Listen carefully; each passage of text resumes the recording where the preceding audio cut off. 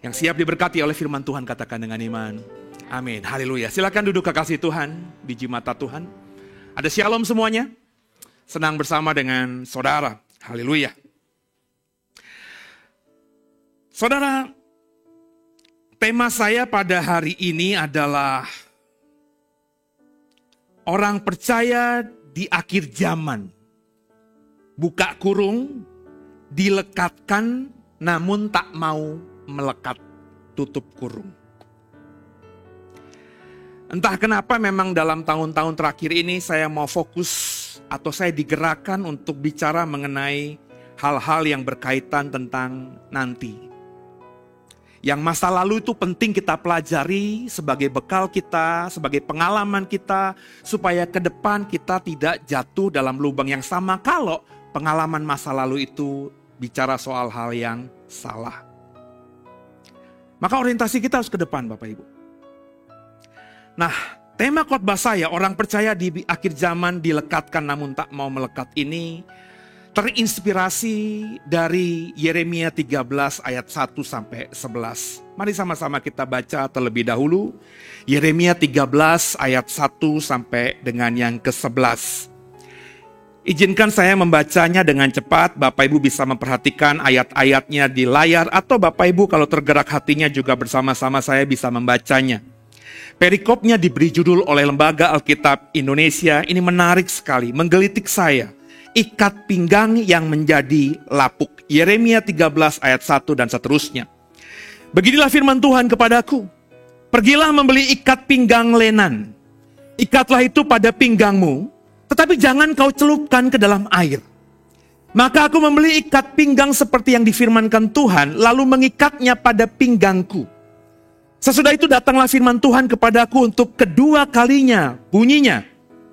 Ambillah ikat pinggang yang telah kau beli, dan yang sekarang ada pada pinggangmu itu, pergilah segera ke sungai Efrat untuk menyembunyikannya di sana, di celah-celah bukit batu. Maka pergilah aku lalu menyembunyikannya di pinggir sungai Efrat seperti yang diperintahkan Tuhan kepadaku. Sesudah beberapa waktu lamanya berfirman Tuhan kepadaku, pergilah ke sungai Efrat, mengambil dari sana ikat pinggang yang kuperintahkan kau sembunyikan di sana. Maka pergilah aku ke sungai Efrat, lalu aku menggali dan mengambil ikat pinggang itu dari tempat aku menyembunyikannya. Tetapi ternyata ikat pinggang itu sudah lapuk, tidak berguna untuk apapun. Lalu datanglah firman Tuhan kepadaku. Beginilah firman Tuhan. Demikianlah aku akan menghapuskan kecongkak bongkakan Yehuda dan Yerusalem.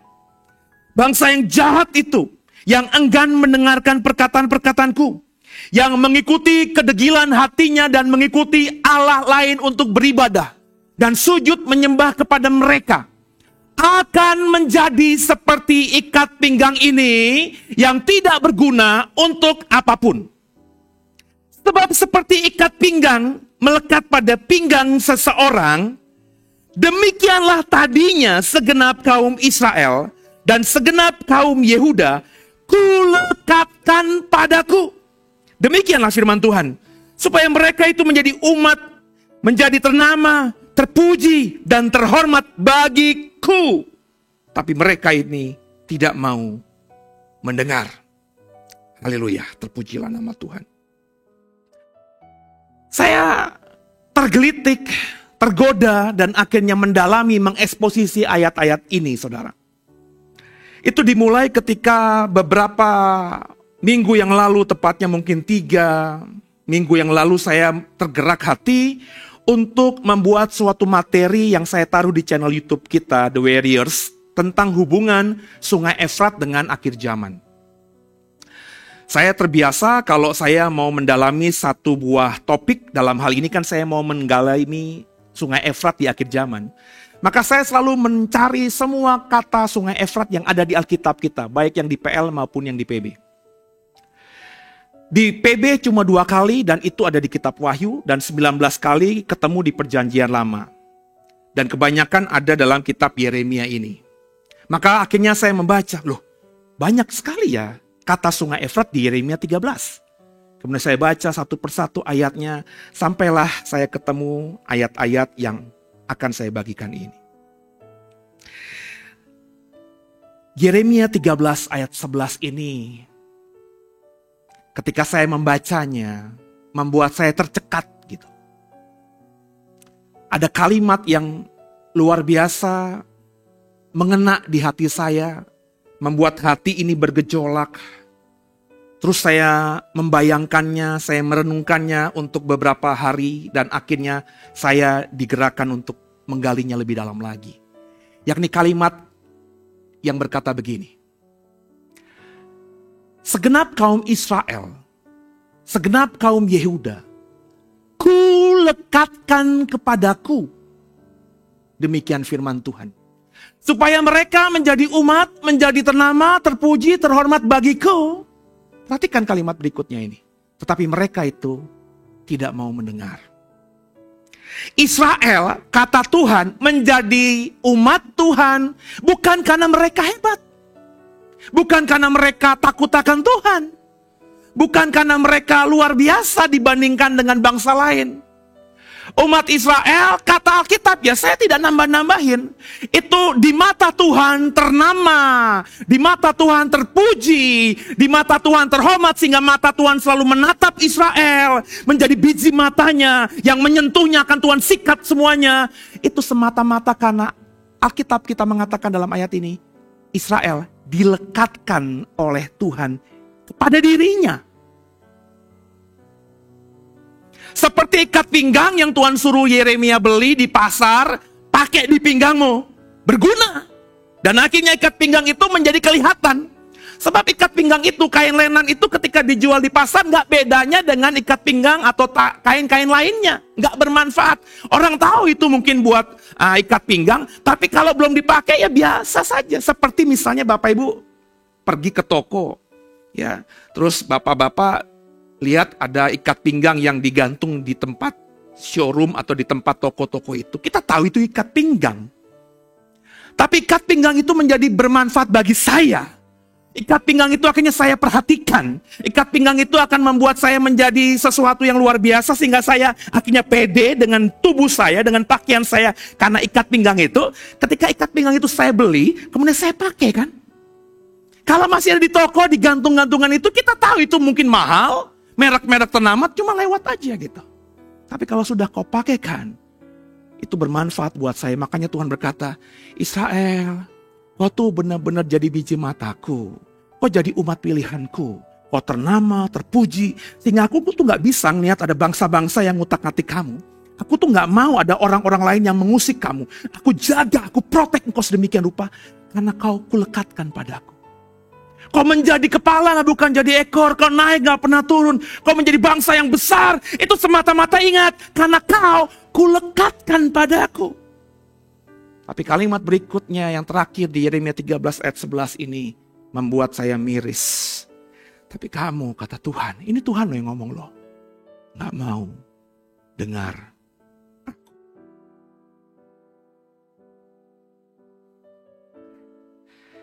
Seperti ikat pinggang yang ada di pinggangnya Yeremia yang Tuhan suruh beli.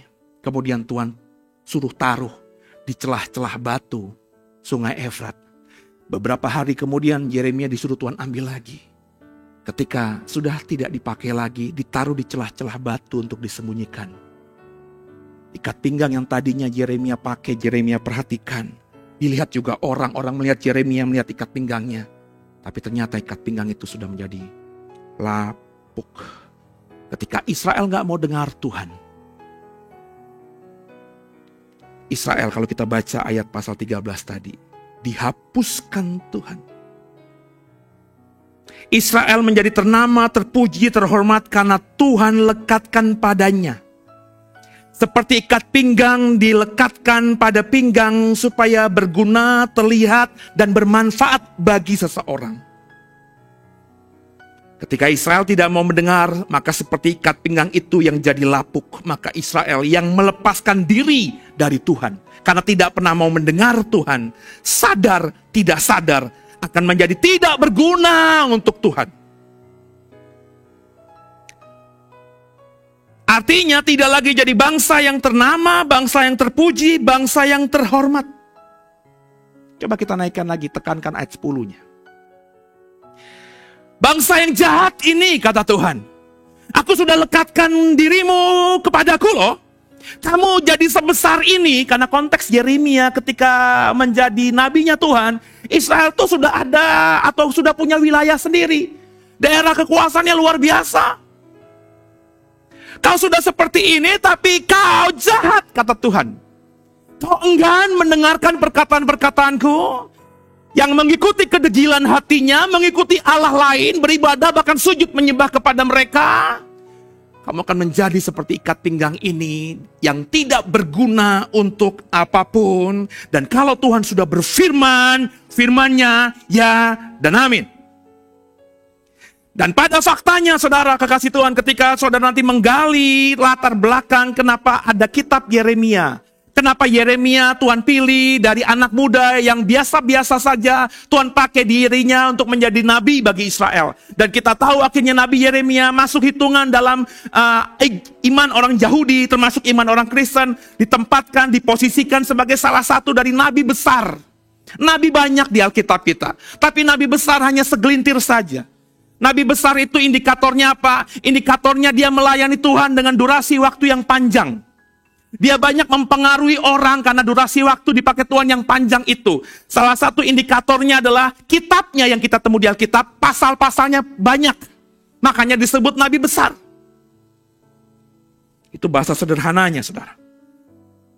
Dan di zaman Yeremia, apa yang dia katakan, karena Tuhan menginspirasinya dalam Yeremia 13, tergenapi dalam kehidupan baik bangsa Israel maupun bangsa Yehuda, termasuk kalau kita membaca Yeremia secara utuh, ada yang ditekankan Tuhan mengenai Yerusalem. Semuanya tergenapi secara presisi.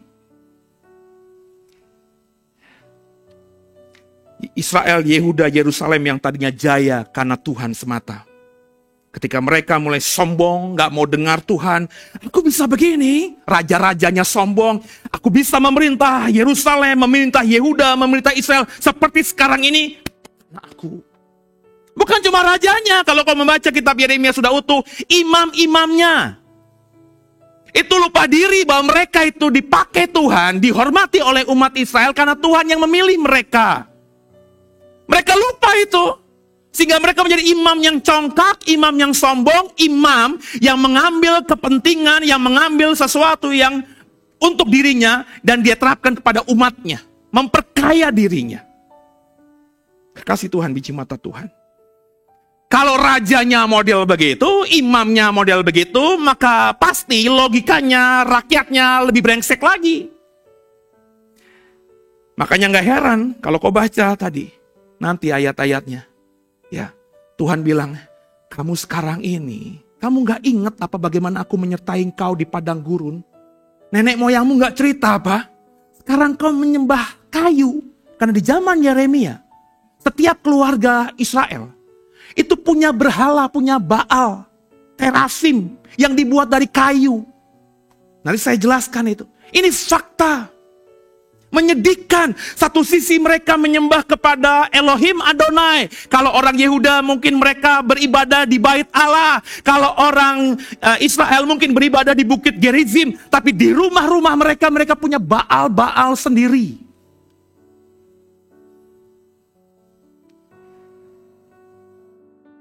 Mereka merasa dirinya hebat karena diri mereka. Mereka gak mau dengar Tuhan dan akhirnya hancur. Slide yang pertama.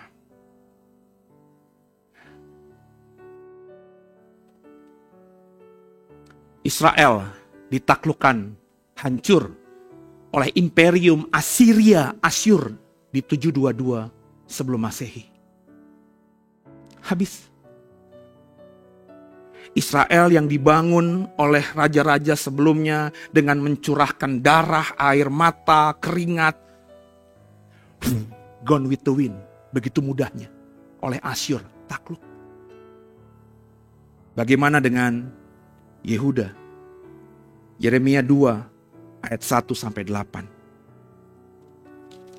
Yeremia pasal 2 ayat 1 sampai 8 adalah gambaran di mana Israel jahatnya kepada Tuhan. Saya baca buat saudara ya. Israel murtad kepada Tuhan, itu judul perikop yang diberikan Lembaga Alkitab Indonesia. Ayat 1. Firman Tuhan datang kepada aku bunyinya. Pergilah, memberitahukan kepada penduduk Yerusalem dengan mengatakan, beginilah firman Tuhan. Aku teringat kepada kasihmu pada masa mudamu, kepada cintamu pada waktu engkau menjadi pengantin. Bagaimana engkau mengikuti aku di padang gurun, di negeri yang tiada tetaburannya.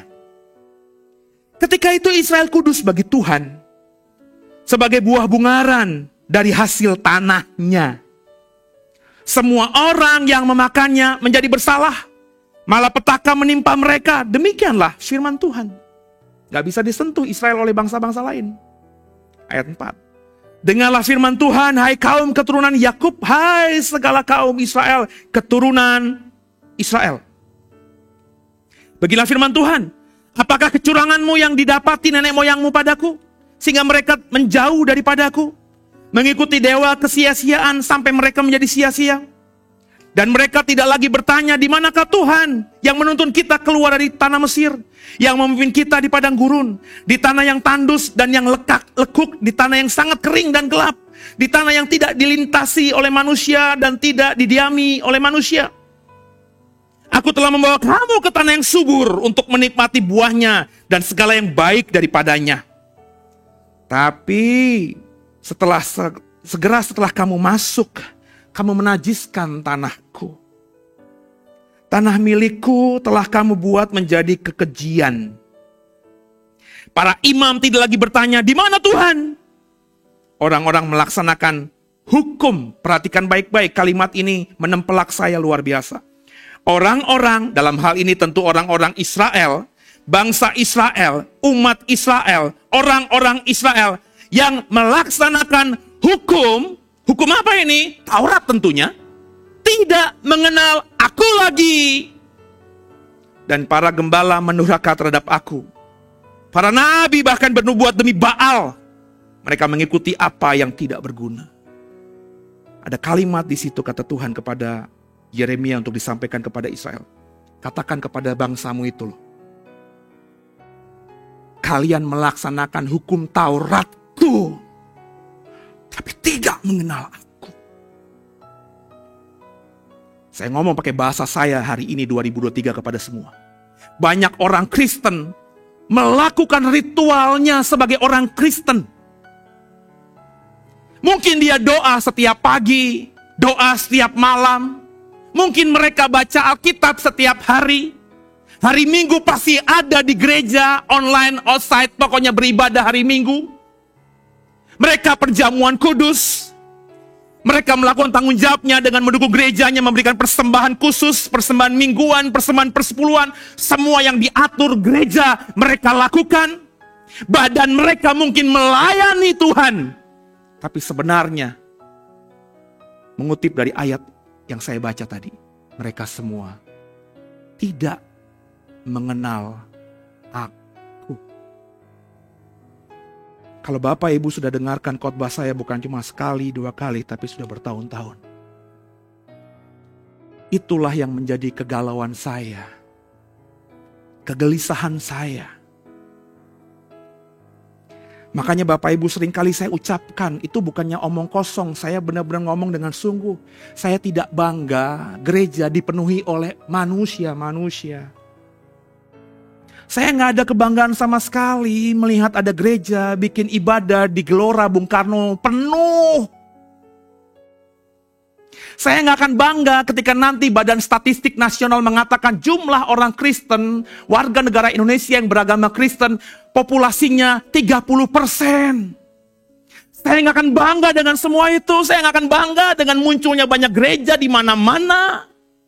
Saya nggak pernah bangga dapat berita semua gedung-gedung perkantoran di Jakarta hari Minggu ada gerejanya, di mal-mal ada gerejanya. Saya nggak pernah bangga dengan semua itu. Kenapa? Saya sudah tahu banget Alkitab saya yang saya baca berkali-kali dari Kejadian sampai Wahyu mengatakan konsisten baik di PL maupun di PB. Banyak orang yang beragama Kristen, banyak orang yang seolah-olah beribadah, tapi sebenarnya tidak mengenal aku.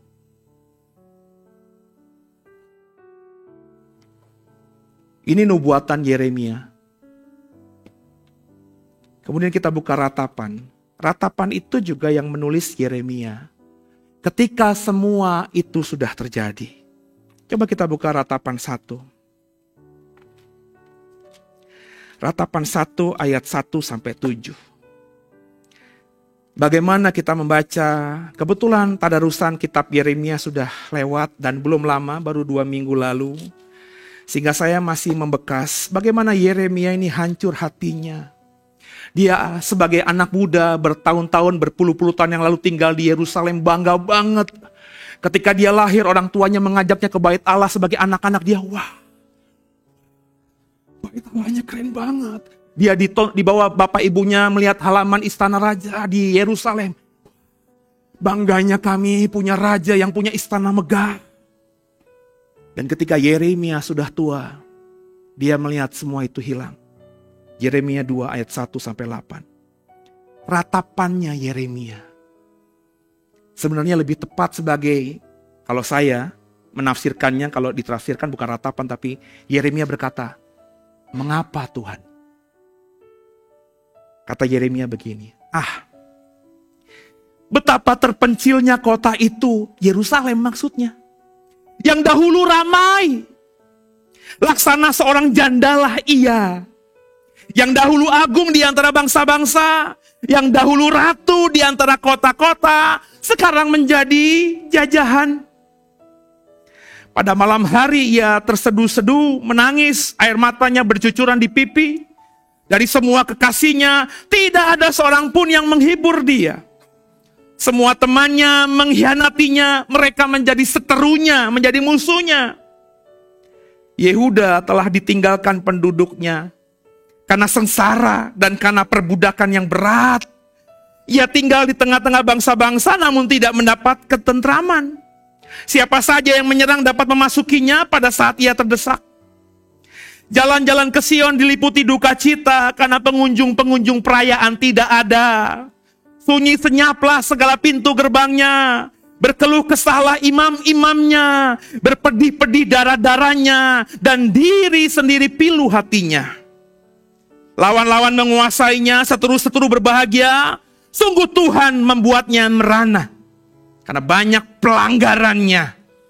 Kanak-kanaknya berjalan di depan lawan sebagai tawanan. Lenyaplah dari putri Sion segala kemuliaan. Pemimpin-pemimpinnya bagaikan rusa yang tidak menemukan padang rumput. Mereka berjalan tanpa daya di depan yang mengejarnya. Terkenanglah Yerusalem pada hari-hari sengsara dan penderitaannya.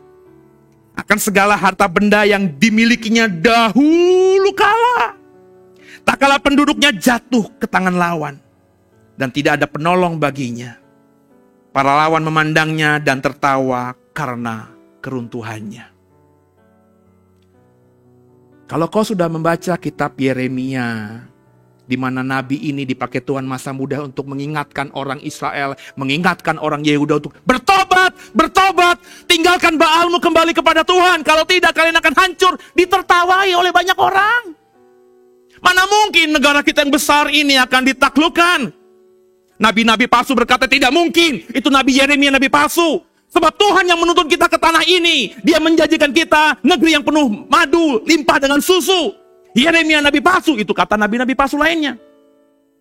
Yang seolah-olah menguatkan iman Yehuda, iman orang Israel, tapi mereka bernubuat bukan suara Tuhan. Dan akhirnya tergenapi. Habis semuanya.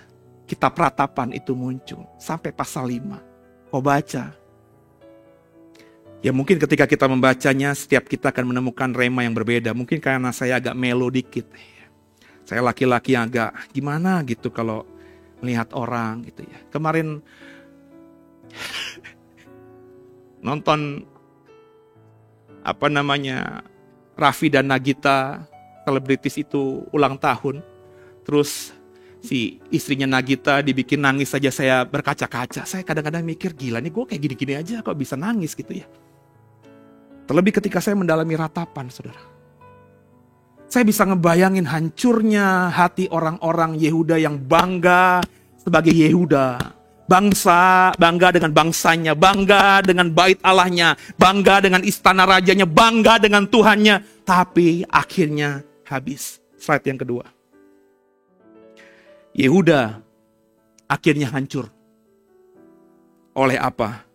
Oleh Babilonia 587 sebelum Masehi.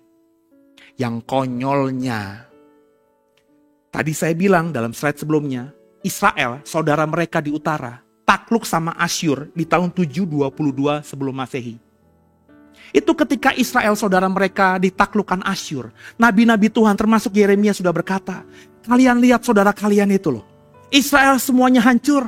Kalau kalian tidak bertobat, kalian akan sama. Ditertawai oleh orang Yehuda. Gak sampai 2 abad. Hanya 100 tahun selisihnya, kurang lebih. Akhirnya Yehuda pun mengalami hal yang sama, Pak. Hancur. Habis. Yang ditinggalkan di Yerusalem cuma reruntuhan kota. Bait Allah hancur. Yang dibuat Salomo semuanya dari emas itu diboyong ke Babel. Imam-imam yang tadinya pakai jubah efod dipermalukan hanya pakai jubah biasa sebagai seorang buangan. Yang ditinggalkan di Yerusalem cuma yang sudah tua sekali, gak punya kekuatan, gak punya kesempatan. Kayaknya udah gak mungkin megang pedang untuk berperang melawan Babel. Orang-orang yang sudah tua, udah jompo, tinggal maafkan saya, tinggal mati saja. Orang yang cacat, yang buntung kakinya, yang tangannya buntung, yang sakit-sakitan, yang kusta, yang tidak punya peluang sama sekali untuk memberontak kepada Babel. Mereka orang Yehuda itulah yang ditinggalkan di sana. Kalau Bapak Ibu datang ke gereja dengan sehat, dari sini saya lihat, kalau kita ada di zaman itu sebagai orang Yehuda, kita akan semuanya diboyong ke Babel. Semua yang kita miliki di Yerusalem, di Yehuda, kita tinggalkan karena dipaksa oleh penjajah Babilonia. Dari ayat-ayat yang kita baca jelas bahwa Israel dan Yehuda hebat karena Tuhan. Karena Tuhan melekatkan mereka pada dirinya. Saya ngomong begini, entah Bapak Ibu yang di gereja, entah Bapak Ibu yang lihat live streaming atau nanti online, ngerti gak maksud saya? Saya ulangi lagi. Israel dan Yehuda menjadi hebat. Kalau kita membaca dengan sungguh Alkitab, itu karena Tuhan yang melekatkan mereka pada dirinya. Ketika Israel dan Yehuda entah sadar atau tidak sadar, tidak mau mendengar sama Tuhan, itu equal sama dengan mereka yang dengan sadar melepaskan diri dari Tuhan. Dan ketika mereka lepaskan diri dari Tuhan, mereka akhirnya hancur. Dalam PB, di mana dikatakan di Ratapan di Yeremia tadi Tuhan melekatkan Israel kepada dirinya, bahasa PB itu kasih karunia. Bapak Ibu saya, kita semua orang Kristen, apa hebatmu? Gak ada hebatmu. Roma 3 ayat 23, semua manusia sudah jatuh dalam dosa. Kau akhirnya mendapatkan berkat dengan bisa masuk surga semata-mata karena Tuhan berikan kasih karunia-Nya. Pengampunan itu diberikannya cuma-cuma bukan karena kau hebat, terus Tuhan berbelas kasihan. Enggak. Tuhan berikan karena memang Tuhan mau berikan. Artinya sama dengan bahasa tadi Yeremia, orang-orang yang sudah berdosa ini Tuhan lekatkan pada dirinya. Tuhan lekatkan pada dirinya. Tuhan mau pulihkan manusia di dunia ini. Tapi seperti yang kau baca di Yeremia tadi, banyak orang Kristen yang sudah Tuhan lekatkan pada dirinya. Banyak orang Kristen yang secara sadar sudah terima kasih karunia. Mereka melakukan ritual agama Kristennya seperti yang diajarkan gerejanya. Tapi mereka sebenarnya masih belum mengenal Tuhan.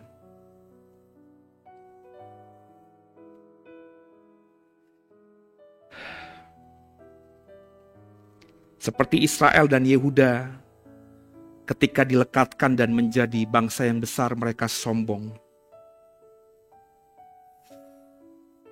Sejarah berulang, itulah yang terjadi pada orang-orang Kristen hari ini.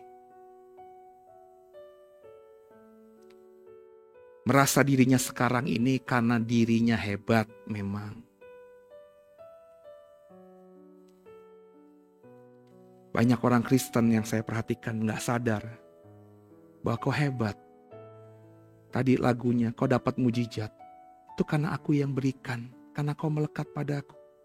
Seperti bahasa Yeremia tadi, kalau kau sudah kulekatkan, bangsa-bangsa lain bahasa Yeremia, bahasa perjanjian baru, orang-orang jahat, setan, iblis, penyakit, akan kuhalau. Sebab kalau kau diserang semua tadi, dan kau melekat padaku, aku juga merasakan dampaknya kan, karena kau melekat padaku. Makanya ketika ada orang Kristen mengalami sesuatu yang katanya buruk itu pasti bukan kehendak Tuhan. Itu pasti karena orang Kristen ini sadar tidak sadar tidak mau dengar Tuhan, akhirnya melepaskan diri daripada Tuhan. Dan kehancuran akan membuatnya semakin mendekati kebinasaan. Ketika Israel dan Yehuda sombong tadi, apakah Tuhan diam melihat kesombongan mereka? Israel itu umat pilihan Tuhan loh.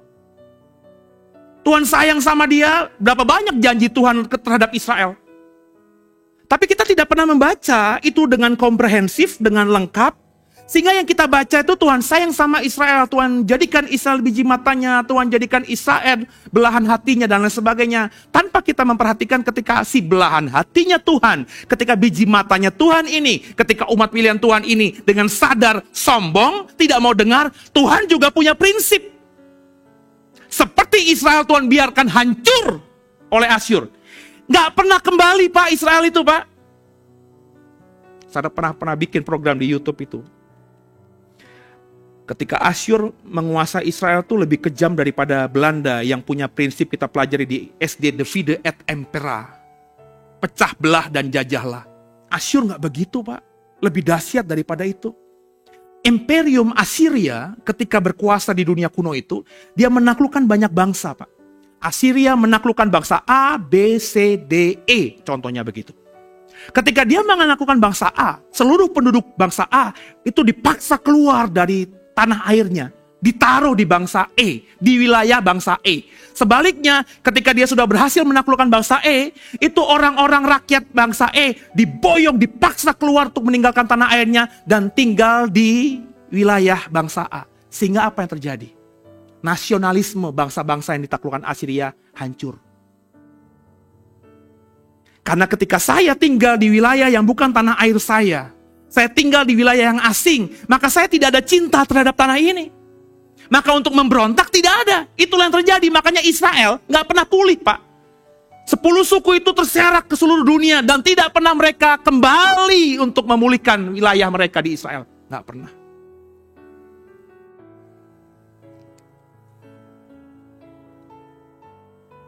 Kejam. Tapi Tuhan izinkan karena Israel sombong. Yehuda masih bangga. Itu kan Israel Utara. Tuhan sudah berjanji. Mereka gak dengar bahwa raja itu harus keturunan Daud dan Salomo. Dan kerajaan keturunan Daud itu ya di Yerusalem. Yerusalem tuh berkali-kali nabi-nabi dulu berkata, ini kota kudusku, kota suciku. Gak mungkin Tuhan izinkan Yerusalem itu akan hancur, gak mungkin. Itu kata Yehuda. Diingatkan sama Yeremia, bertobat loh. Kalau gak bertobat, apa yang dialami oleh saudaramu di Israel akan terjadi padamu. Gak mungkin nabi-nabi palsu muncul. Gak mungkin. Kita ini adalah umat spesialnya Tuhan. Sehingga akhirnya orang-orang Yehuda tuh beriman kepada Tuhan, tapi iman yang bodoh. Iman yang salah. Seperti banyak orang Kristen memahami iman Kristen yang sekarang bagi saya banyak yang salah. Dan akhirnya terjadi juga. Yehuda sama. Sami mawon. Cuma bedanya puji Tuhannya. Yang menaklukkan Yehuda bukan Asyur. Babel. Babel itu meskipun diboyong semua penduduk-penduduk Yehuda dan Yerusalem. Itu diboyongnya semua ke Babel. Di satu tempat. Babel menaklukkan bangsa lain, bangsa B. Bangsa B itu juga dibuang di Babel. Kumpul semua di Babel karena otaknya Raja Babel dengan otaknya Raja Syria berbeda. Orang Babel itu seperti nantinya si Raja Kores itu berpikir bahwa kalau aku menaklukkan bangsa-bangsa lain dan orang-orang hebatnya aku kumpulkan di Babel, maka bangsa aku akan semakin besar. Maka dia pakai itu Daniel, Sadrak, Mesak, Abednego. Itu kenapa ketika Kaisar Persia yang namanya Kores itu menjadi raja setelah Babel runtuh, muncullah Persia. Ini sebenarnya kerajaan yang sama, cuma beda nama doang. Kores ini berkata juga begini, membuat aturan undang-undang dasar. Pokoknya setiap negara-negara taklukan boleh kembali menyembah dewa mereka. Dengan pesan, notnya, PS, catatannya. Doakan aku dan Persia. Maka ketika dapat orang-orang Yehuda di Babel itu yang dibuang ke Babel itu mendengarkan aturan Kores ini, mereka ngomong sama Kores, Raja, tanah air kami itu di Yerusalem, di Yehuda. Bait Allah sudah hancur. Izinkan kami kembali ke sana untuk membangun bait Allah dan menyembah Tuhan kami kembali. Nanti kami akan juga mendoakan raja. Maka diizinkan oleh Kores. Maka ada kembalinya orang Yehuda ke Yerusalem. Zamannya Esra, Yerubabel, Imam Besar Yosua. Kau bisa baca semuanya di Perjanjian Lama. Kekasih Tuhan, biji mata Tuhan. Fakta Alkitab yang kita baca mengatakan Tuhan juga punya batas. Dia hapuskan kesombongan mereka. Sombongnya Yehuda membuat mereka secara gak sadar melepaskan diri dari Tuhan. Hancur akhirnya. Kalau kau sudah baca Yeremia 13 tadi, salah satu kesimpulan yang saya dapatkan, berkat yang datangnya dari Tuhan itu. Saya ulangi ya, gak semua berkat itu datang dari Tuhan. Kuasa jahat bisa membuatmu diberkati. Dunia bisa membuatmu diberkati. Ada berkat yang datang dari Tuhan. Berkat yang datang dari Tuhan itu akan membuatmu bukan saja kaya berkelimpahan, tapi mengalami yang namanya shalom, eirene, damai sejahtera. Dan gak semua orang yang bisa kau lihat di media sosial yang mempertontonkan kekayaannya itu mendapatkan berkat dari Tuhan. Makanya gak heran ada orang yang kaya masih aja zolim, masih aja jahat, masih rumah tangganya berantakan. Mestinya kan gak perlu, orang sudah kaya raya. Kalau kekayaan berkat itu datang dari Tuhan, gak mungkin terjadi demikian. Kalau kau baca Yeremia 13, berkat yang dari Tuhan itu bisa didapatkan Israel dan Yehuda. Karena dekat dengan Tuhan. Karena melekat pada Tuhan. Ketika mereka tidak lagi mau dekat dan melekat pada Tuhan. Fakta Alkitab yang saya paparkan tadi. Tuhan tak sayangkan Israel. Tuhan tak sayangkan Yehuda yang biji matanya ini. Untuk apa? Dihancurkan, mengalami kehancuran. Banyak orang ketika saya khotbahkan ini bertahun-tahun yang lalu ketika saya terutama jadi gembala. Banyak orang yang DM saya, itu kan perjanjian lama. Itu kan perspektif Tuhan, cara Tuhan membuat bangsa Israel di perjanjian lama. Tidak demikian dengan orang-orang perjanjian baru. Padahal orang yang ngomong gini sama saya bernyanyi, Tuhan Yesus dulu, sekarang, dan selamanya sama. Lah bagaimana Bagaimana mungkin otaknya Tuhan yang diekspresikan dengan tindakannya terhadap umat pilihannya di perjanjian lama, kemudian di perjanjian baru berbeda 180%? Nggak mungkin. Kalau Tuhan perjanjian lama beda dengan Tuhan perjanjian baru, maka kita nggak usah nyanyi Tuhan dulu, sekarang, selamanya sama. Tuhan berarti bisa berubah-ubah. Tergantung apa? Tergantung seperti kita. Mutan doang. Kalau lagi moodnya sinetron Korea, nonton di Netflix, sinetron Korea mulu. Ada momennya enek sama Korea, annyeonghaseyo, tuh enek banget deh pokoknya ya. Akhirnya nontonnya apa? Nonton sinetron-sinetron Indonesia juga bagus. Akhirnya nonton, banyak loh sinetron Indonesia yang bagus juga. Ada momen nanti enek nonton sinetron-sinetron, nontonnya live music, rekaman-rekaman musik. Kita itu bisa berubah-ubah pikiran kita, pandangan kita tergantung mood. Apakah Tuhan begitu? Tapi mana Pak? Itu Yeremia PL. PB itu nggak begitu. Emang di PB ada yang indikasinya ayat-ayatnya sama dengan Yeremia yang kita baca tadi? Udah pernah baca Yohanes 15 belum? Munculkan. Yohanes 15. Ayat ini pun juga masih banyak yang memahaminya berbeda dengan saya. Tapi it's okay, namanya juga tafsir. Yohanes 15. Saya baca ya buat saudara. Ayat 1-8. Demikian firman Tuhan. Akulah pokok anggur yang benar dan Bapakulah pengusahanya. Setiap ranting padaku yang tidak berbuah dipotongnya, dan setiap ranting yang berbuah dibersihkannya supaya ia lebih banyak berbuah. Kamu memang sudah bersih karena firman yang telah kukatakan kepadamu. Tinggallah dalam aku dan aku dalam kamu. Sama seperti ranting tidak dapat berbuah dari dirinya sendiri kalau ia tidak tinggal pada pokok anggur. Demikian juga kamu tidak akan berbuah jikalau kamu tidak tinggal dalam aku. Akulah pokok anggur, kamulah ranting-rantingnya. Barang siapa tinggal dalam aku dan aku dalam dia, ia berbuah banyak. Sebab di luar aku, kamu nothing, kamu tidak dapat berbuah apa-apa. Barang siapa tidak tinggal dalam aku, ia dibuang keluar seperti ranting dan menjadi kering. Kemudian dikumpulkan orang dan dicampakkan ke dalam api lalu dibakar.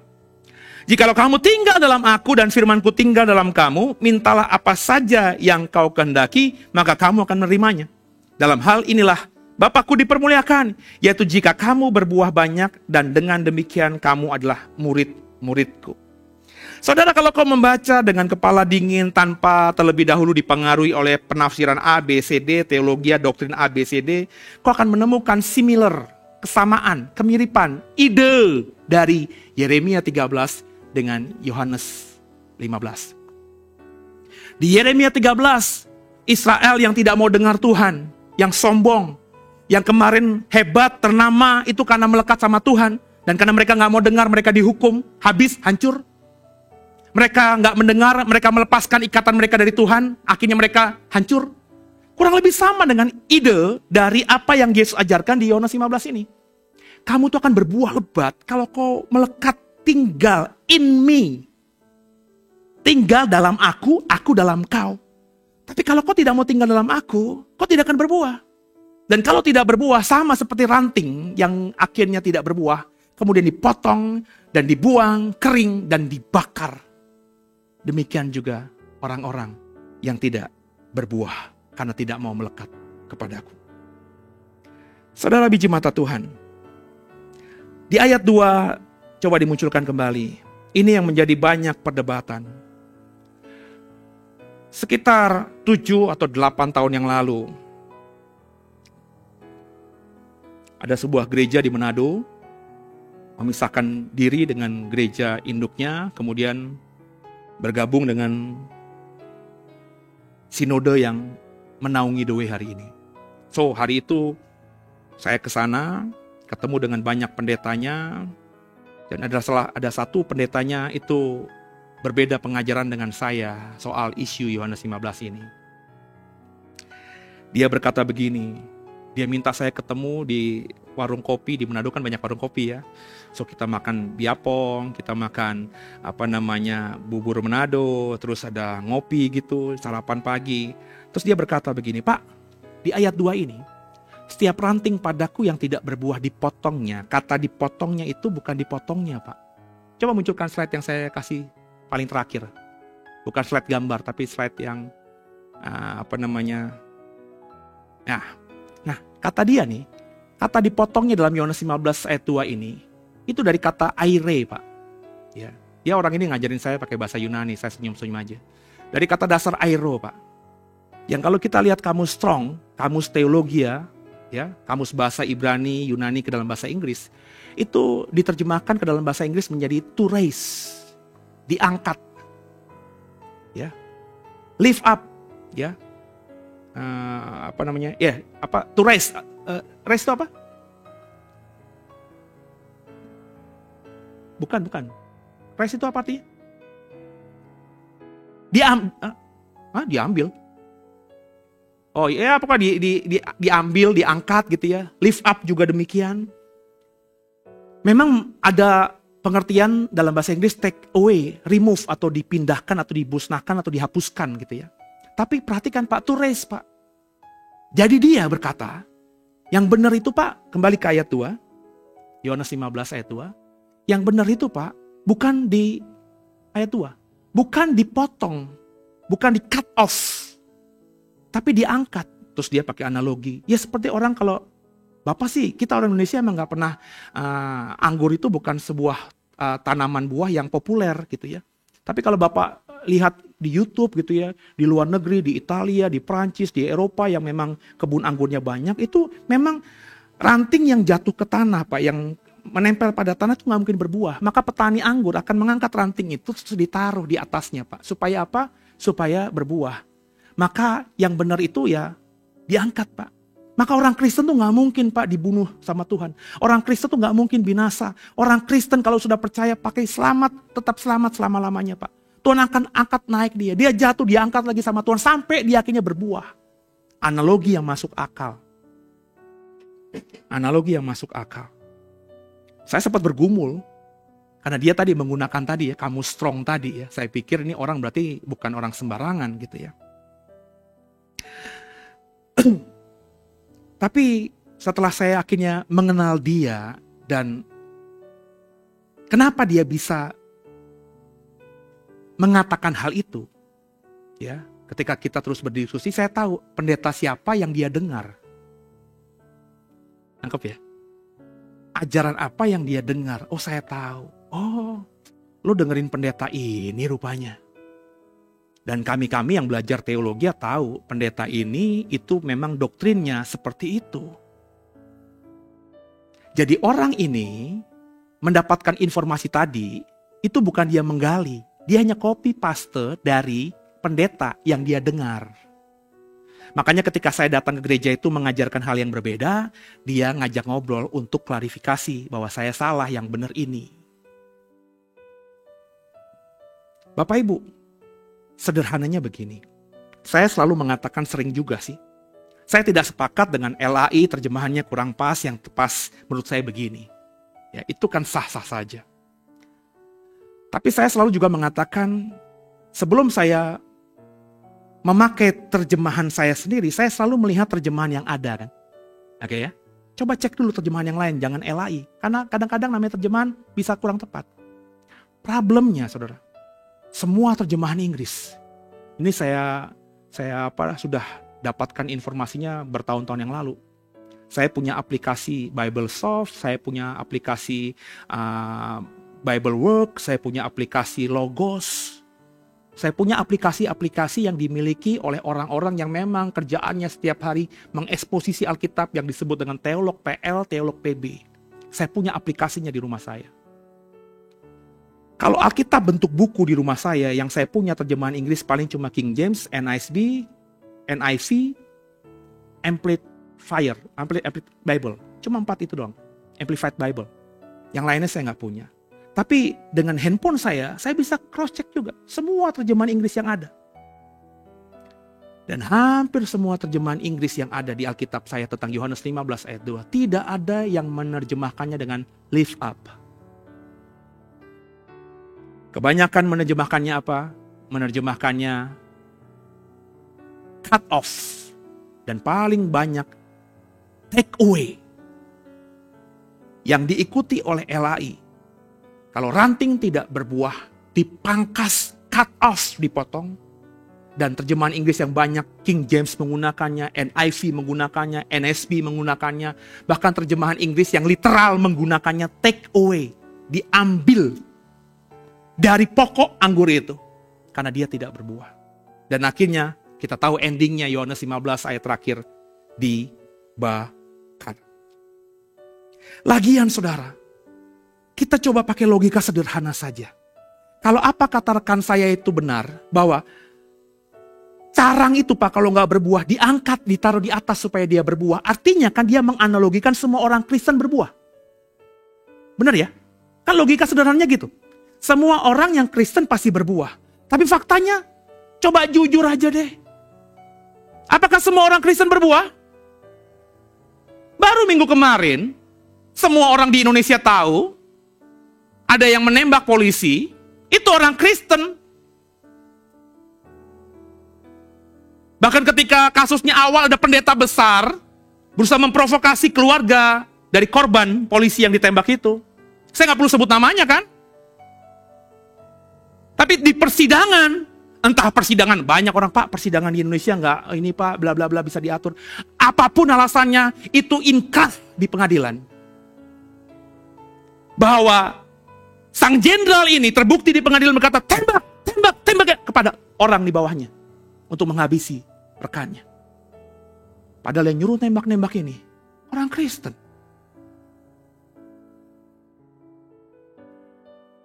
Orang Kristen apaan kayak gitu? Berbuah? Tuhan katakan kasihilah samamu manusia. Saya tidak bilang kalau ada penjahat, kita, ya ampunin aja. Enggak gitu, dibawa ke ranah hukum. Biarlah hukum yang memutuskan, bukan main hakim sendiri. Dan hari-hari ini orang Kristen mulai begitu banyak. Pak, itu di daerah Bekasi ujung yang lagi heboh, yang akan dibangun kota besar itu grup apa Pak? Bapak gak perlu saya sebutkan dong grup apa itu. Apakah bukan Kristen yang ownernya? Come on. Punya gereja gak? Punya.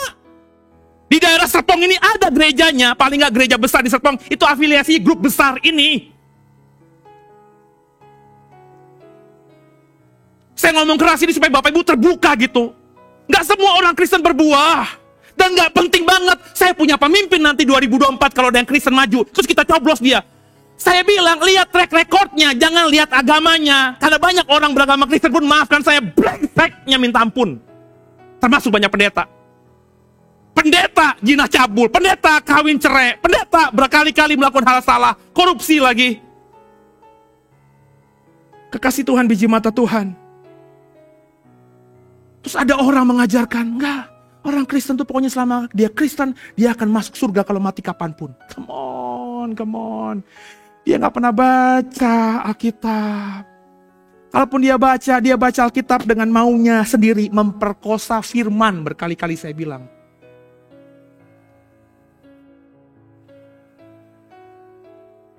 Bapak Ibu, ketika kita salah, kita dosa, Tuhan pasti tegur. Yohanes 15 ayat 2 tadi tuh, menarik loh. Kalau aku lihat, kamu sudah berbuah, tapi kau berbuahnya gak lebat. Ada ranting-ranting yang mengganggu kamu. Aku bersihkan. Tuhan tuh lihat kita. Seno ini belum maksimal kata Tuhan. Tuhan tahu, kenapa Seno ini jadi orang Kristen belum maksimal? Oh, itu dia punya pergaulan yang kurang tepat dia. Maka Tuhan akan tolong saya untuk menghancurkan atau memangkas pergaulan itu dengan cara macam-macam. Bisa jadi teman saya yang mempengaruhi saya negatif itu Tuhan bikin mati. Bisa jadi Tuhan akan buat saya punya pekerjaan di luar kota sehingga saya sama sahabat saya itu jarang berhubungan lagi. Tuhan akan bantu Bapak Ibu. Tapi selama Bapak Ibu melekat sama Tuhan. Kalau Tuhan lihat kau mau melekat pada Dia, Dia akan bantu. Seperti Israel jadi luar biasa tuh karena musuh-musuh itu disingkirkan sama Tuhan.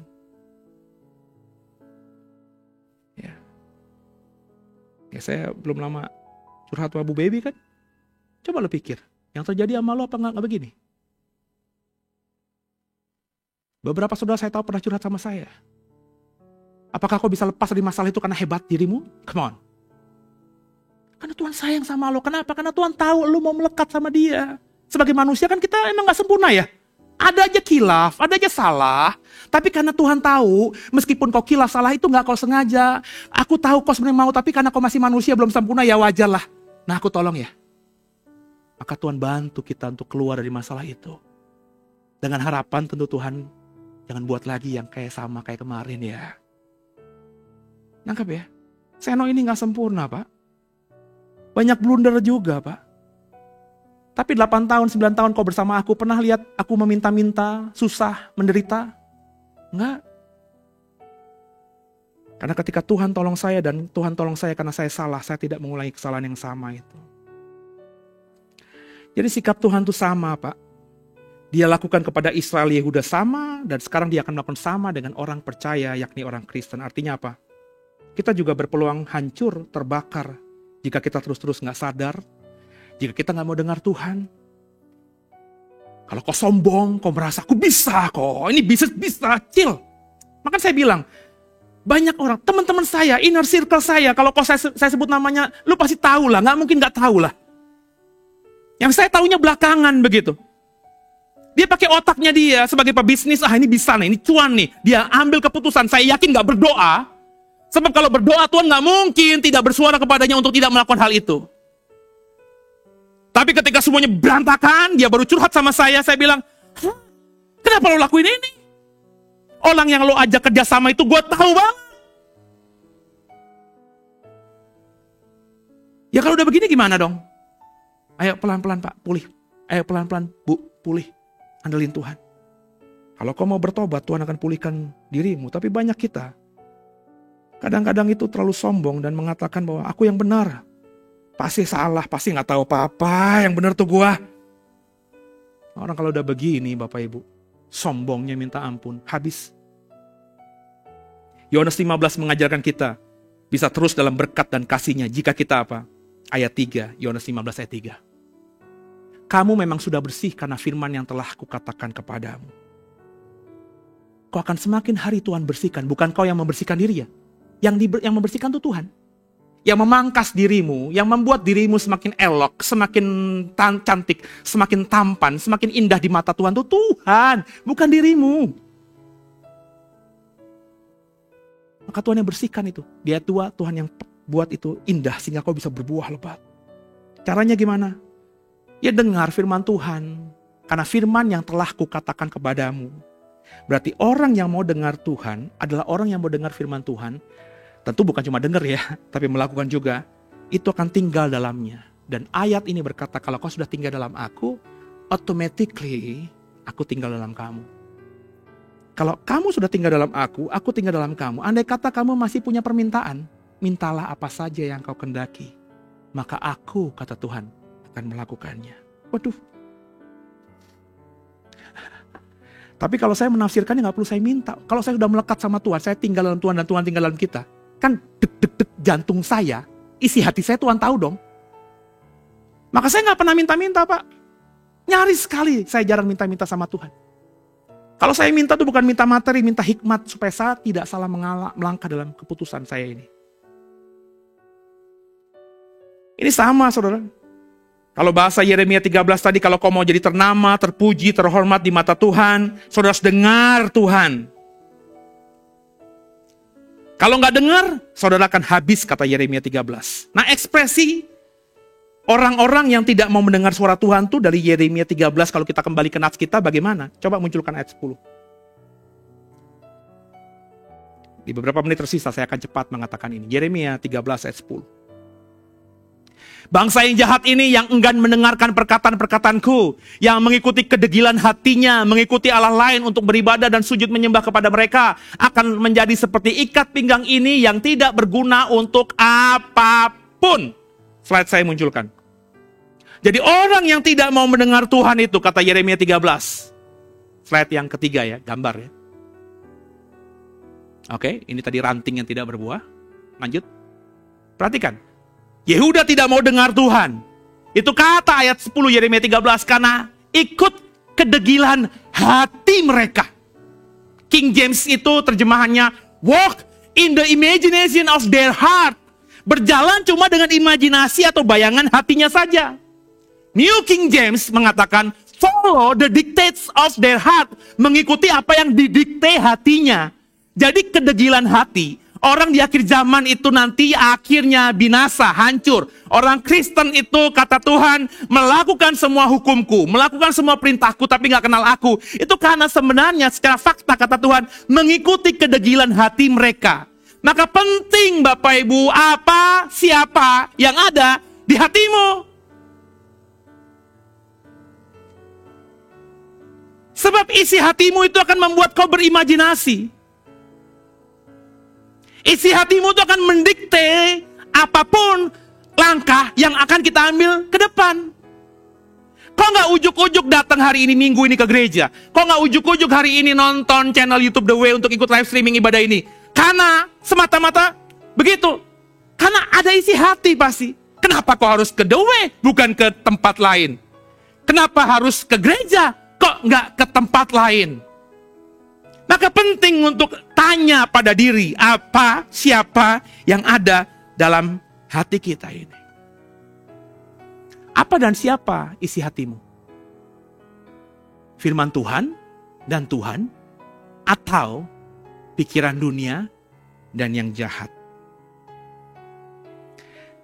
Kalau kita nggak melekat pada Tuhan, nggak tinggal dalam Tuhan, alias kau nggak dengar firman Tuhan, maka nggak heran kau akan mengikuti kedegilan hatimu. Kata LAI, follow the dictates of their heart, your heart, atau walk in imagination of your heart. Kata King James.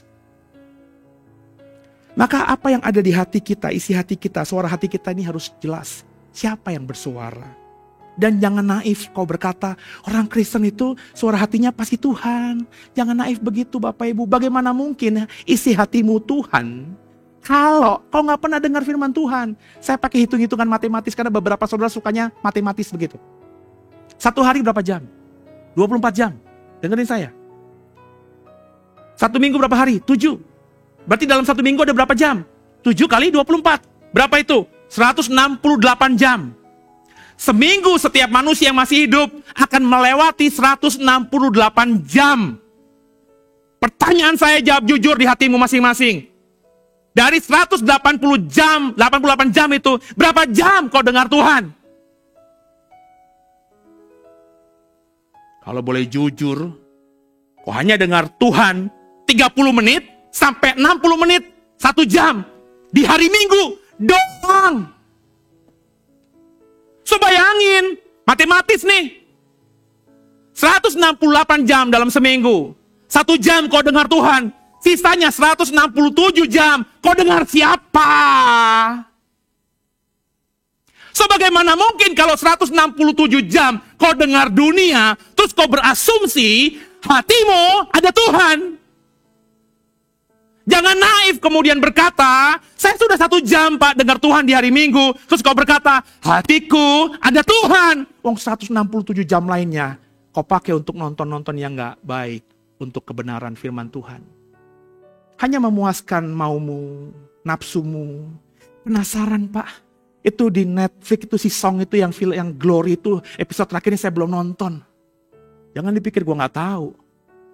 Di handphone gue juga ada Netflix. Gue juga nonton, tapi gak kayak kalap, kayak lulu semuanya gitu. Ya.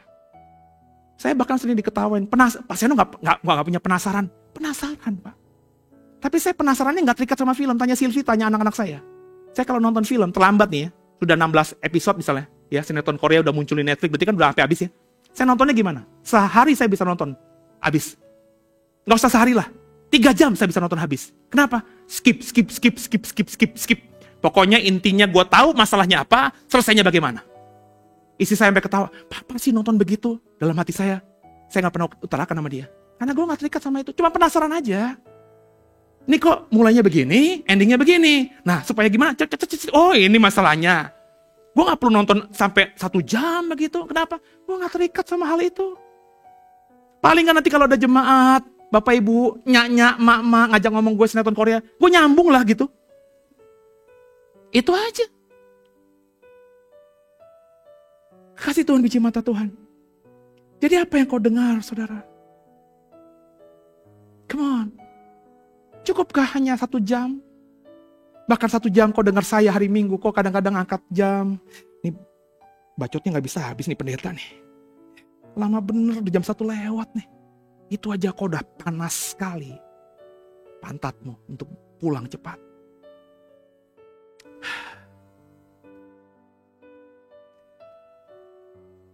Yang berikutnya 10 lagi. Coba perhatikan slide itu munculin lagi. Slide yang ini. Gedein. Yang berikutnya tadi di ayat 10 kalau kita baca, saudara. Itu karena mereka selain degil hatinya, mereka mengikuti Allah lain. Kalau kau sudah melihat konteks kenapa Yeremia berkata demikian? Karena dalam faktanya orang-orang Yehuda saat itu, termasuk Israel sebelum mereka dihancurkan Asyur, mereka melakukan apapun. Mereka gak peduli dengan apa yang mereka lakukan, bahkan termasuk menyembah Baal lain, karena di otak mereka, mereka masih menyembah Elohim Adonai. Jadi Bapak Ibu, ketika kita baca perjanjian lama, orang Israel itu menyembah Baal, kok jangan berpikir bahwa mereka hanya menyembah Baal dan melupakan Elohim. Enggak, mereka tuh sinkritisme. Sinkritisme itu tahu apa? Mereka masih menyembah kepada Elohim Adonai, Allahnya Abraham, Ishak dan Yakub. Mereka melakukan Tauratnya Tuhan. Makanya dalam Yeremia tadi dikatakan, kau masih melakukan hukumku, tapi gak mengenal aku. Mereka melakukan semua ritual agama Yahudi, tapi mereka masih menyembah Allah lain. Mereka berpikir, gak apa-apalah. Toh kita masih tempatkan Tuhan di atas si Baal ini. Orang-orang dunia juga begitu. Ya, Tuhan pasti cincailah. Gak apa-apa, kita kan gak tinggalkan Tuhan. Tapi Baal ini penting, kenapa? Orang-orang bangsa-bangsa lain itu Allahnya banyak. Bangsa-bangsa lain juga punya Allah yang super, dewa yang utama, benar gak? Kita juga punya dewa yang utama, Elohim Adonai, Yehova, Yahweh. Nah Baal-Baal ini itu Allah-Allah kecil. Dan akhirnya ini terjadi. Hari ini banyak orang Kristen. Memang banyak orang Kristen sekarang gak punya sembahan lain. Kayaknya gak ada di Indonesia ini punya agama dua gitu. Kayaknya aneh benar gitu ya. Kristen kan di KTP. Tapi kau punya Allah lain. Karena kau gak paham kebenaran sejati. Karena cuma denger seminggu 1 jam firman Tuhan. 167 dengerin dunia. Gimana bisa tahu apa isi hatimu dari Tuhan? Jadi akhirnya banyak orang Kristen seperti orang di tempat lain, di agama lain. Radikal luar doang. Ketika dengar ada gereja dibakar, iman kita, spirit Kristen kita berontak, kita bersuara. Kita di Indonesia katanya berkeadilan sosial, tapi gereja susah, bahkan gereja ditutup, gereja dibakar, pemerintah tidak membela. Ketika ada orang Kristen dizolimi, kita juga gimana gitu. Radikal, tapi radikal luar doang, Pak. Kedalaman imannya sebenarnya 0 besar. Saya kenal kok beberapa orang yang teriak-teriak seolah-olah membela kekristenan, tapi sebenarnya gak kenal siapa yang dia bela. Faktanya banyak orang Kristen di luar sana berpikir gimana? Bekerja di panti asuhan jauh lebih mulia daripada kerja sebagai debt collector. Coba jujur. Berapa banyak orang yang berpikir begini? Kerja di panti asuhan tuh lebih mulia daripada kerja sebagai debt collector atau yang nyari atau nagih utang. Saya sering langsung gak langsung melihat, menyikapi banyak orang berpikir begini, orang Kristen berpikir begini. Itu radikal luar. Bapak Ibu gak pernah kenal kan ada debt collector yang takut akan Tuhan? Saya kenal. Tampilannya sangar, Ambon pula lagi. Tapi ketika ngomong, aduh lembutnya minta ampun. Ketika ada waktu nongkrong, ngobrolin firman, cara dia menagih hutang, itu sangat bagi saya penuh dengan kasih. Saya kerja gini karena ini pekerjaan saya, Pak. Tapi saya nggak nagih hutang kayak teman-teman saya gitu, kekerasan. Terus kalau ada orang yang nggak bisa bayar cicilan motornya, terus jegat di tengah jalan, ditarik. Saya nggak gitu, Pak. Saya tanya kenapa, alasannya apa. Kalau alasannya masuk akal, saya akan minta perusahaan untuk berikan waktu dia untuk selesaikan. Kalau nggak bisa ya, saya akan minta baik-baik, Pak. Karena ini kan juga saya kerja sama perusahaan dong. Saya nggak mau perusahaan saya rugi dong. Aduh, ini orang baik banget. Dan gue juga kenal, belum lama ini. belum lama lah, berapa tahun yang lalu lah, ada panti asuhan Kristen di Gading Serpong yang brengsek. Yang sumbangannya banyak, anak-anaknya ngais tempat sampah dan gue lihat dengan mata telanjang gue sendiri. Karena saya berniat ke panti asuhan itu awalnya. Tapi ngeliat kok begini ya, wah gak kena nih. Kalau bantuan kita dikasih ke pengurus yayasan, anak-anaknya brengsek tetap begini, gak kena nih. Dan akhirnya viral tuh. Oh viral tuh. Sekarang hilang tuh panti asuhan. Mungkin masih ada tapi kemana gue gak tahu deh tuh. Kristen tuh. Yayasan Kristen tuh. Punya panti asuhan tuh. Lo pikir kerja di panti asuhan atau punya yayasan yang punya panti asuhan lebih mulia daripada debt collector? Nanti dulu. Kalau kau masih berpikirannya begini, itu masih radikal luar doang.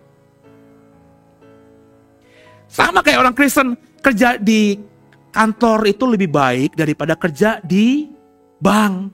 Bank itu riba, katanya gitu. Alah, kayak orang seberang tuh, yang hijrah katanya. Ini radikal luar doang, saudara. Ya kalau kau bisa dapat kerjaan yang buat kau sejahtera dan itu bukan di bank, ya udah. Tapi jangan berkata orang yang dikerja di bank itu akan dosa karena riba.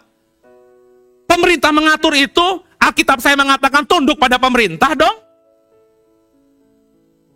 Sama dalam iman Kristen, prajurit yang disuruh tembak sama atasannya itu dalam iman Kristen tidak berdosa. Kalau dalam iman Kristen, kenapa? Dia harus taat sama atasannya. Firman Tuhan katakan tunduk pada atasanmu. Makanya yang jadi atasan yang punya bawahan, itu harus berpikir panjang ketika memerintahkan sesuatu kepada anak buahmu. Karena kalau kau salah, dosa anak buahmu yang melakukan apa yang kau perintahkan, ditimpakan Tuhan kepada kita. Oh, ngeri Pak. Itu kenapa ngeri saya jadi gembala juga. Makanya saya ketika tahu ini, ketika saya jadi umur 20-30 tahun jadi pendeta, saya pikir sama Tuhan, gue gak mau jadi gembala. Saya gembala ini kecelakaan, dijorokin Tuhan aja. Gak mimpi, gak kepengen. Tanggung jawabnya besar. Jadi saudara, banyak orang Kristen radikal luar. Hari-hari ini ya, istri saya pasti lagi bahagia dia. Berapa hari lalu dia bilang, "Pak, berat badanku sudah segini." Turun signifikan belasan kilo. Gara-gara apa? Gak makan nasi putih tapi makan nasi porang. Dari umbi, porang. Ya, dia senang minta ampun. Ya, belasan kilo kesaksian dia, kecuali dia bersaksi palsu sama saya. Jadi dia nimbang sebelum makan nasi porang, dan setelah 2 bulan, apa berapa bulannya? 3 bulan? 3 bulan, turun signifikan, belasan kilo. So, sekarang aja udah masih begini, gimana kemarin gitu kan? Tapi saya bilang sama istri saya, yang berat badanmu turun belasan kilo, tapi kalau nggak diimbangi sama olahraga, ya, terus juga lo masih ngemil sana ngemil sini, kebutuhan mineral, vitamin, protein nggak bagus, ya buat apa? Kenapa begitu? Kenapa istri saya senang banget turun? Karena persepsi orang Indonesia tuh, orang yang gemuk itu berpenyakitan, orang kalau kurus tidak berpenyakitan. Padahal benar apa benar? Aco, gue punya temen kurus, mati muda dia, penyakitan juga. Nah, asumsi kita tuh selalu begitu, saudara. Ya, jadi cuma radikal luar, orang yang gemuk itu pasti penyakitan. Lihat Pak Bimo, aduh kasihan banget Pak Bimo gitu. Tapi kalau lihat bintang sampingnya, oh ini orang pasti sehat. Belum tentu, bisa jadi Pak Bimo lebih sehat daripada bintang sampingnya. Nangkep gak saudara? Kenapa? Karena kita selalu sukanya tuh ngeliat luar doang gitu loh. Ih, rumahnya bagus ya, kaya ya, pasti bahagia deh. Ih, dia lagi liburan ke Jepang loh, kemarin belum lama ke Tiongkok loh. Ih, kemarinnya lagi, tahun ini kayak saya, ini baru bulan Februari loh, dia udah 3 kali ke luar negeri loh, bahagia banget. Rumput tetangga selalu lebih hijau. Kau menangisi dirimu yang gak pernah liburan kemana-mana. Jangankan ke luar negeri, ke Cisauk aja gak pernah kita.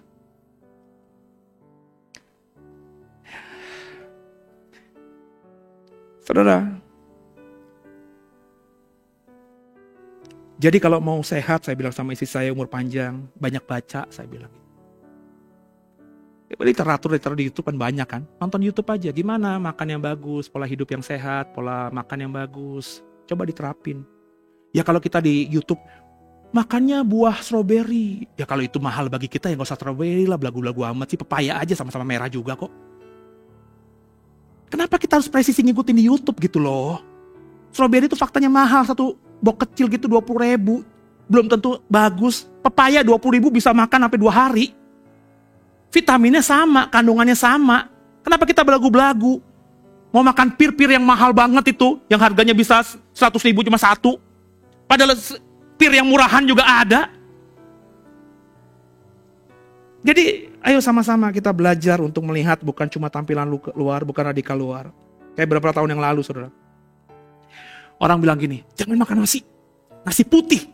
Oh, nasi putih itu mengandung karbo dan gula yang tinggi. Itu berbahaya. Oh, saya masih ingat banget. Beberapa tahun yang lalu muncullah alternatif. Muncullah nasi apa? Nasi merah. Oh, orang-orang berlomba makan nasi merah. Nasi merah itu kandungan karbonya kecil, gulanya kecil, lebih sehat, lebih bagus daripada nasi putih. Gak lama kemudian muncul nasi hitam. Ya. Nasi hitam lebih mahal. Ya. Katanya lebih bagus daripada nasi merah. Jelas luar biasa lebih bagus daripada nasi putih. Ada orang berkata di YouTube banyak banget, konsumsilah nasi merah kalau nasi hitam belum mampu kita beli. Daripada nasi putih. Sebab nasi merah dan nasi hitam itu paling baik. Saya cuma ketawa. Kalau paling baik itu berarti kan lengkap gizinya kan. Sebenarnya kalau ngomongin nasi berwarna yang paling lengkap gizinya itu nasi kuning. Iya kan? Di situ ada tempe oreknya, telur dadarnya, ya nggak sih? Ada abonnya kadang-kadang. Gizinya lebih lengkap. Nah, jadi jangan kita kayak gitulah, saudara. Dunia tuh membawa kita tuh hanya mampu melihat tampilan luar tanpa mau menyelidiki yang dalamnya. Sama dalam kekristenan banyak hamba-hamba Tuhan cuma mengajarkan tampilan luar tanpa mengulik isi dari kebenaran kerikma firman Tuhan itu. Kenapa orang percaya di akhir zaman? Saya bilang, dilekatkan namun tak mau melekat. Karena ya tadi, dengar firman Tuhannya minim. Maka mulailah saudara, belajarlah. Gak perlu 1 jam. Kalau 1 jam baca Alkitab itu susah lah. Maafkan saya udah melewati fase itu. Gak pernah punya ritme baca Alkitab 1 jam, itu selesainya besok pagi. Kalau kau belum punya ritme, 5 menit gak apa-apa. 5 menit dapat apa? Paling gak mulai dengan 5 menit. Nanti 5 menit sudah jadi kebiasaan, pasti.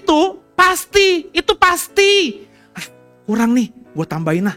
Jam istirahat gue 1 jam, ya gue makan 15 menit. Gue 15 menit cukup lah, setengah jam nanti nongkrong-nongkrong di luar sama teman-teman ngopi. Mulai baca 15 menit. Makanya saya bikin tadarusan Alkitab untuk membantu saudara. Karena dengar firman Tuhan itu akan membentuk isi hatimu, siapa yang ada di hatimu. Isi hatimu, siapa yang di hatimu itu tidak ditentukan dengan siapa, apakah dia berdiri di mimbar ini. Gelarnya di belakang STH, MTH, DTH. Enggak. Makanya semua itu saya tanggalkan. Saya nggak pernah pakai PDT di depan nama saya nggak pernah pakai pastor di depan nama saya nggak pernah pakai STH di belakang nama saya nggak pernah pakai MTH di belakang nama saya nggak pernah pakai DTH kandidat di belakang nama saya juga. Buat apa? Nggak penting itu bagi saya. Yang penting orang yang mendengarkan saya khotbah ngerti saya khotbah benar apa tidak. Tanpa harus terprovokasi oleh gelar di belakang. Karena banyak orang begitu. Dengerin tuh pendeta itu. Gelarnya banyak sekali. Come on, gelar bisa dibeli sekarang. Ada teman saya kuliah setahun, lulus. Gelarnya 3 tiba-tiba S2-nya. Dari mana? Ini terafiliasi sama ini, Pak. Jadi dapat dia MDiv ya, terus MTH ya. Terus ada master lainnya. Itu dari mana caranya, saudara? Kekasih Tuhan, biji mata Tuhan. Jadi, janganlah menjadi orang seperti ini. Orang yang gak mau dengar firman Tuhan tuh akan secara sadar gak sadar berarti hidup akan dipenuhi oleh hal-hal yang bersifat duniawi. Makanya gak heran, ya, orang yang seperti ini hari Minggu di gereja, free sex jalan terus. Hari Minggu di gereja, narkobaan jalan terus. Hari Minggu di gereja bahkan melayani Tuhan, tapi cara berbisnisnya ngeri, Pak. Dia bisa hancurkan bisnis temennya karena dianggapnya jadi pesaing. Orang yang begini, kata Tuhan, kau melakukan hukumku, tapi gak kenal aku. Sebenarnya Yesus sudah bantu kita dengan mudah. Hukum yang terutama itu, mengasihi Tuhan Allah dengan segenap hatimu. Dan kasihlah sesama manusia seperti dirimu sendiri. Belajarlah mengasihi. Belajarlah mengasihi. Kau bisa mengasihi dimulai dengan kau mendengarkan firman Tuhan. Sebab kalau kau sungguh membaca Alkitab dengan kepala dingin, dengan hati yang sungguh, dari Kejadian sampai Wahyu, isinya cuma kasih. Kalau ada orang atau pendeta berkata, yang ada isinya kasih itu cuma PB doang. Saya berani ngomong di mimbar ini, berani kalau saya salah dihukum Tuhan. Pendeta itu belum baca Alkitab dengan benar. Kenapa begitu, Pak? Karena saya berani ngomong juga di mimbar ini, nggak semua pendeta, nggak semua pengkhotbah sudah pernah baca dari Kejadian sampai Wahyu. Di sini banyak orang yang sebentar lagi akan memiliki gelar STH. Bintang adik saya itu sudah STH. Pak Bimo sudah MTH, Bu Esther sudah MTH. Tanya sama mereka yang sudah STH dan MTH. Apakah mereka dapat gelar dengan cara sudah dipaksa membaca Kejadian sampai Wahyu? Nggak ada, Pak. Makanya banyak orang yang saya ajak untuk sekolah Alkitab kaget. Pak, kok kita nggak baca Kejadian, Pak? Pak, kok kita nggak baca Ratapan, Pak? Lah, sekolah teologi tuh nggak baca Alkitab. Maka akhirnya dapat STH bisa, dapat MTH bisa kalau kau lulus semua mata pelajaran, tapi tidak menjadikanmu seorang yang khatam Alkitab atau paham Alkitab. Maka nggak heran di luar sana banyak pendeta yang tidak sekolah, khotbahnya lebih benar. Kenapa? Karena dia makanan yang dibacanya cuma Alkitab. Gak heran banyak orang di luar sana yang gak pernah mengikuti sekolah teologi lebih bijaksana. Kenapa? Karena setiap hari dia merenungkan firman Tuhan dan mendekatkan dirinya pada Tuhan. Andai kata semua orang yang punya ilmu teologi, punya hati yang rindu mendengarkan firman Tuhan, maka orang itu berdiri di mimbar manapun Tuhan tempatkan dia. Dia akan jadi kebenaran. Dia akan membawa suara kebenaran yang memberkati banyak orang. Dan pastinya menyenangkan hati Tuhan. Di akhir zaman akan banyak orang percaya yang dilekatkan tapi tak mau melekat. Saya berharap bukan saudara. Maka hari ini dengarkanlah Tuhan. Mulai ambil waktumu untuk mendengarkan Tuhan. Haleluya. Tundukkan kepala kita doa.